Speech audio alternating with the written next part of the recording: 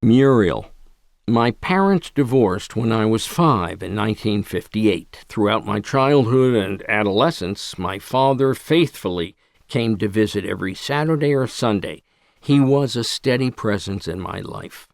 My mother was Dad's second wife. His first was a Mexican-American woman named Juanita Tipper, about whom I know nothing. They were married briefly in the 1940s during World War II, when Dad was in training in San Diego.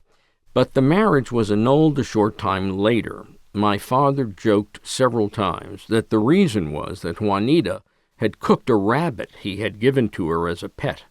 I couldn't tell if he was kidding, and I didn't ask him. In 1959, my father married for the third and final time to Muriel Imbrie Kunstler. Muriel, whose nickname was Moo, was a Manhattan divorcee who had grown up on Park Avenue. Everyone agreed that she was exceptionally stylish, always beautifully dressed. She was funny and generous when sober, but wicked mean when drunk, when she had a mouth like a sailor.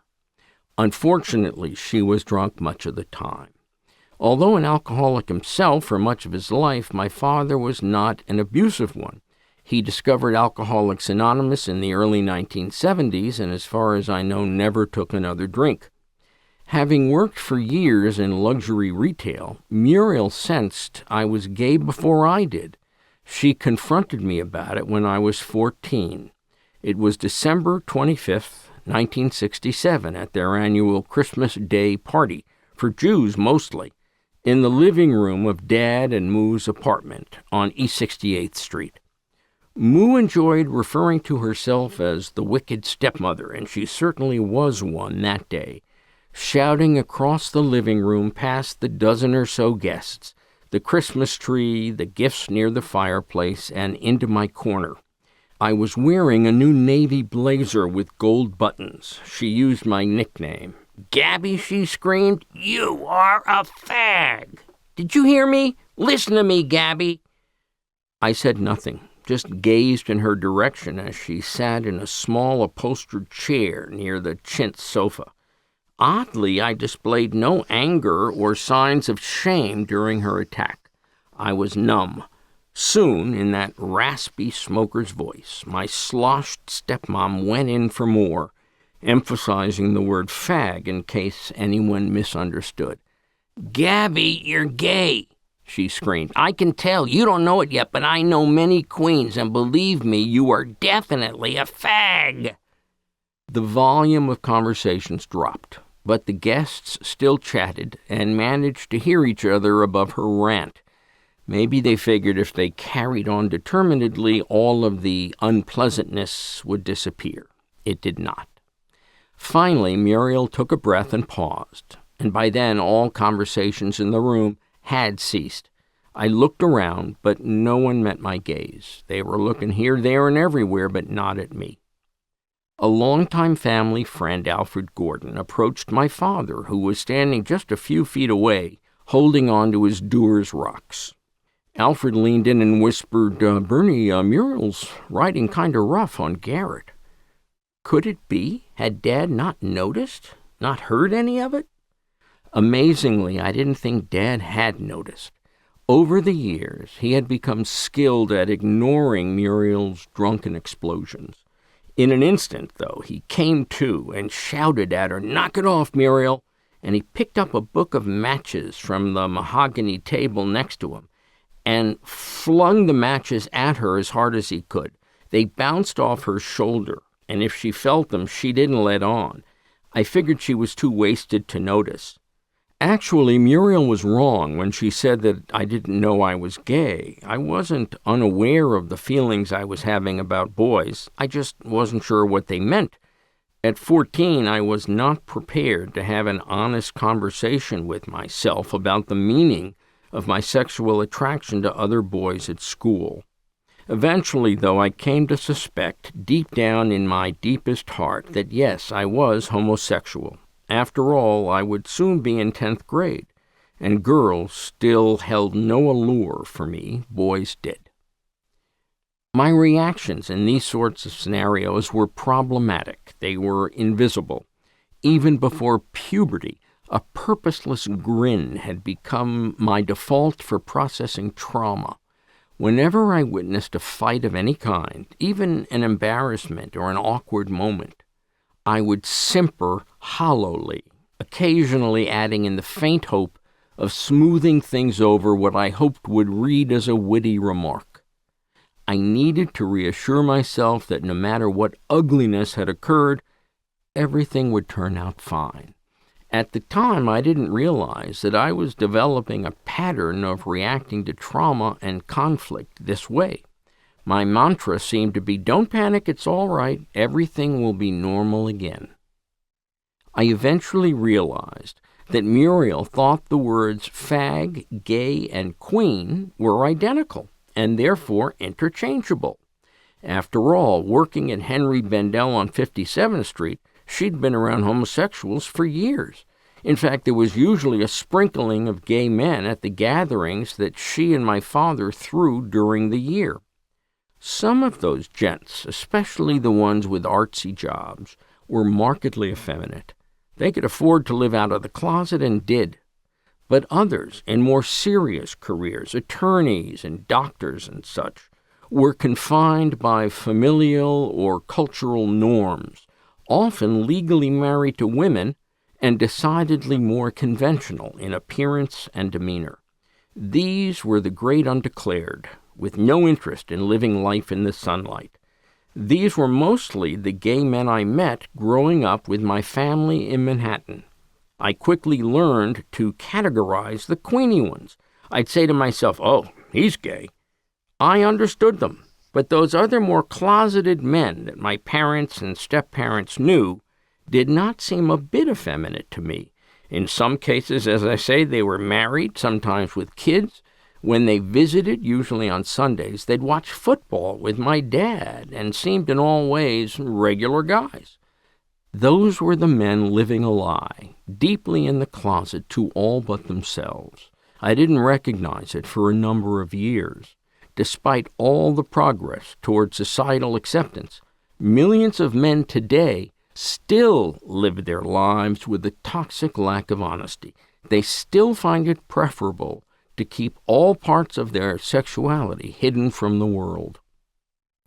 Daddy and Moo's apartment at 315 East 68th Street was unit number 12E. 2 bedrooms, 2 baths, a dining room and kitchen. It was the unit occupied by the building's developer when 315 went up in 1931. It was lined with built-in bookshelves, glass brick, and indirectly lighted display spaces.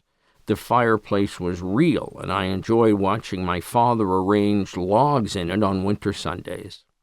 Their books were serious hardcovers mostly, Steinbeck, Hemingway, Sinclair Lewis, New Yorker magazines. The upholstery was mostly chintz, polished cotton, in bold, striking floral designs of the early 20th century. There were also fascinating objets like large confrontational African masks and vintage brass-fitted butler's tables of dark mahogany. All the serving pieces were in Muriel's pattern, Wedgwood's old castle. Fittingly, a large oval-shaped antique tray played a major role in lubricating social events here. Atop it stood fifths of Johnny Walker Red, Dewar's, Gilbey's, Smirnoff, Beefeater, other distilled spirits, and a few decent reds. And in the refrigerator, always plenty of Rheingold Extra Dry Lager, a New York mainstay, and the first truly delicious beer I ever tasted. Ever the stylish one, Muriel became convinced it was only a matter of time before the world stampeded to blindingly bright home furnishings. She just knew it, intuiting it from perusing the trades. Fairchild rags mostly, like Women's Wear Daily and Home Furnishings Daily. Soon, the cream-colored walls in the living room were chartreuse. A boyfriend I brought there some years later pulled me aside and confided that the green in the room was so bright he was nauseated. He was serious when he said that he was going to throw up. We left. Moo favored Rodier couture and big, extraordinary jewelry, so stylish that it defined her. She wore heaps of it. Her huge pearls shimmered. She carried her Chanel 255 daily, the classic double-flap black leather shoulder bag designed in 1955. It was the juxtaposition of that elegant appearance with her drunken outbursts that made Muriel Glaser unforgettable. For more than a decade, Muriel was part of the first floor team at Henry Bendel and its celebrated Street of Shops. At first, she ran the stationery department there, but was soon promoted to first floor merchandise manager, overseeing pretty much everything. In the late 1960s, she left Bendel's to open her own store, Folio 72, at Madison Avenue and 72nd Street, across from the old Rhinelander Mansion, which later became Ralph Lauren's flagship store in the U.S. It offered bookbinding, stationery, writing instruments, and assorted pricey stuff for the desk.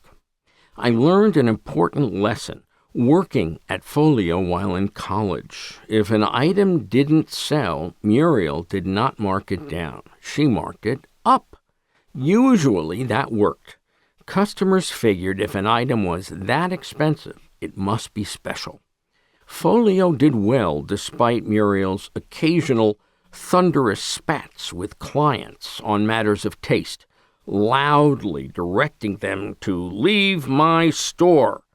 In one such row after the client left, Moo announced to no one in particular, "If they have that kind of taste, I don't want them in here." Despite her neuroses and acute alcoholism, Muriel grew to become a respected force in the stationery industry, regarded as a true innovator. A growing number of her colleagues had high regard for her concepts.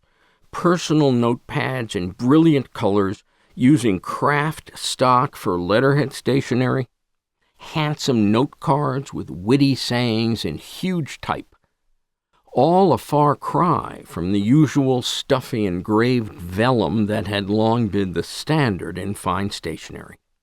When she retired, Moo's best friend, Doris Blau, a thoroughly wonderful and prominent antique rug dealer, Doris Leslie Blau Gallery, 5 East 57th Street. The soul of the apartment is in the carpet. Doris organized an industry tribute to Muriel at the St. Regis Hotel. It was the week of the National Stationery Show at the Javits Center, so tout le monde de la papeterie was in town. I was there on the big night, and I heard a speaker say, "Mrs. Glaser changed this industry's design standards." And it was true. You could not simply dismiss her as an aggressive shrew. When I was 13, I casually mentioned to Muriel that my cousin Brian and I had gone into Tiffany & Company at 57th Street and 5th Avenue on one of our after-school jaunts.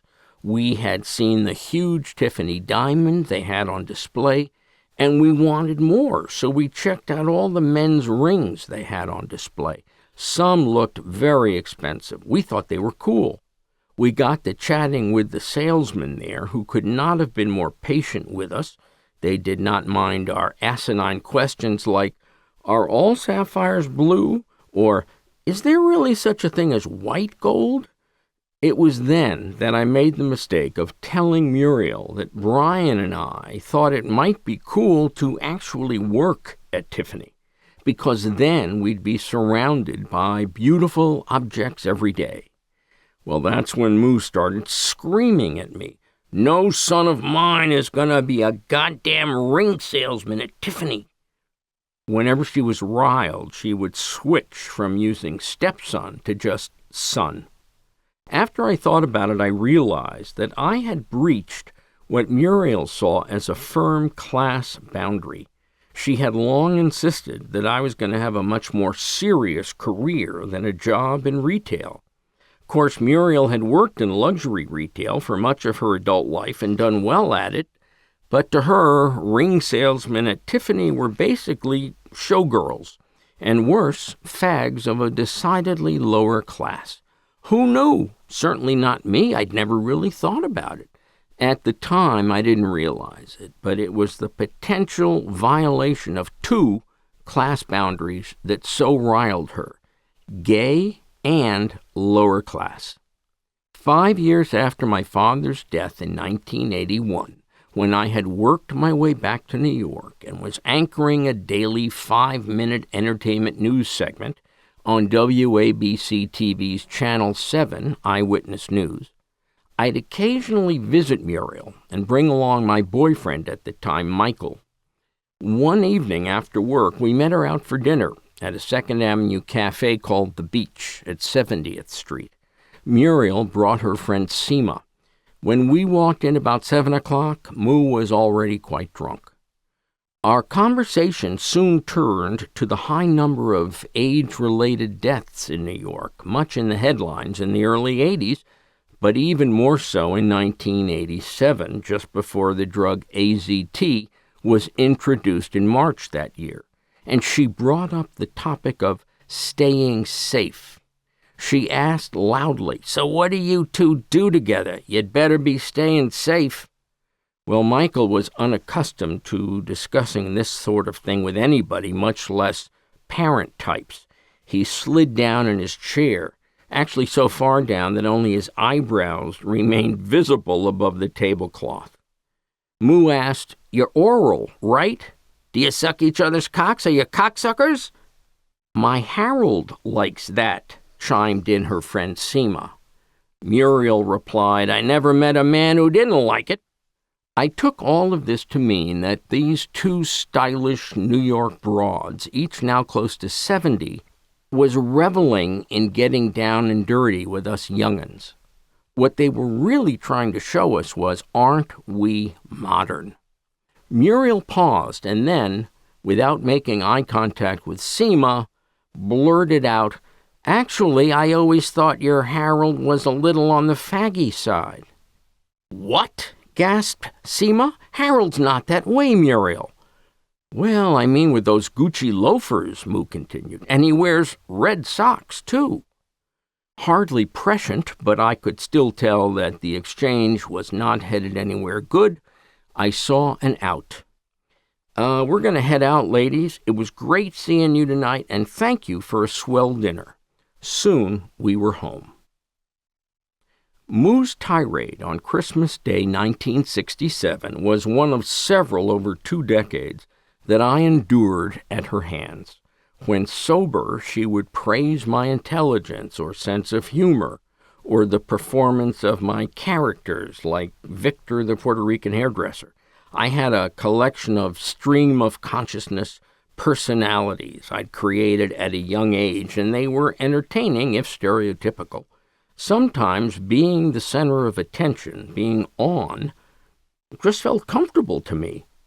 Moo once confided, after I'd offered some truth or other about a friend's neuroses, "Garrett, you're unusually insightful for a boy your age." But as I've pointed out, when drunk, Moo could turn brutal. People who witnessed those moments always sat quietly and let her finish. Rarely did anyone interrupt Muriel. My father occasionally confronted her, but it was never enough to stop her from behaving heartlessly, like the time she berated my father's best friend, Phil Doyle, at the dining table. Phil's elegant wife, Mary Ann, had passed away a month earlier, cancer. Phil was really missing her, and he had mentioned her several times over dinner. Suddenly, Muriel exploded at him and screamed, "Oh, shut up about Mary Ann. I'm sick of hearing her goddamn name." For good measure, she slammed the large serving tray onto the table and then got up to go into the kitchen, ordering as she left, "Talk about something else." Phil began bawling loudly. My father tried to comfort him. It wasn't until years later, while at the office of my psychotherapist, that I realized something important. As loving and steadfast as my father could be, he failed to protect me from his crazy wife. In his pre-AA years, Dad's inaction was understandable to me, but long after he worked the program and stopped drinking, my father continued to tolerate the significant verbal and emotional abuse I suffered thanks to Muriel. He was somehow never there to nip it in the bud. I don't think Dad's passivity was intentional. It was just easier to make believe she wasn't there. In the 1990s, living in Southern California, by then a decade after my father's death, I occasionally returned to New York to do a story. Sometimes I'd visit Muriel at the apartment. On one visit, which had actually been going well, she seemed to come out of nowhere with, "You know, Garrett, it wasn't the cancer that killed your father. It was your being gay." Well, I had matured enough by that time to no longer feel intimidated by Muriel. In fact, I still loved her enough to honor her with the truth. I said, "Well, if that's true, Muriel, if it was that important to him, I'd say he didn't have much of a life, did he?" I asked calmly. Muriel was shocked. "How dare you say that about your father?" But I chose not to engage. Strangely, given her fag baiting, I don't think Muriel was trying to be nasty. She was expressing what she actually believed, diluted as it was. I loved my dad and thought he had lived an amazing life. I knew he was proud of me, and he frequently said as much. From my difficult relationship with Muriel, as well as from earlier distressing incidents in my teenage years, I learned something. I could file away memories of life's confrontational moments in their own drawer. I grew skillful at pretending they had never occurred. Being laughed at on the baseball field or called FAIRYBOY on the school bus became distant memories. It was only after years of therapy, which I had initiated with great skepticism, that I began to think about how the clashes with my father's wife affected me. At long last, I disabused myself of the notion that there had not been any long-term psychological impact. Those moments were indeed a force in my life, traumatic episodes that marked me. By the time I graduated from high school, I understood the importance of standing my ground, of believing in myself, and of refusing to disappear into the sad twilight world of the homosexual, as Mike Wallace so sweetly put it in CBS's infamous 1967 primetime documentary, CBS Reports the Homosexuals. I knew early on that I would refuse to live a life of secrecy. Too much trouble. Even at 14, I realized I was a good person, smart, kind, resilient. I slowly came to realize that I was deserving of respect in the world, even if I couldn't get it from my stepmother.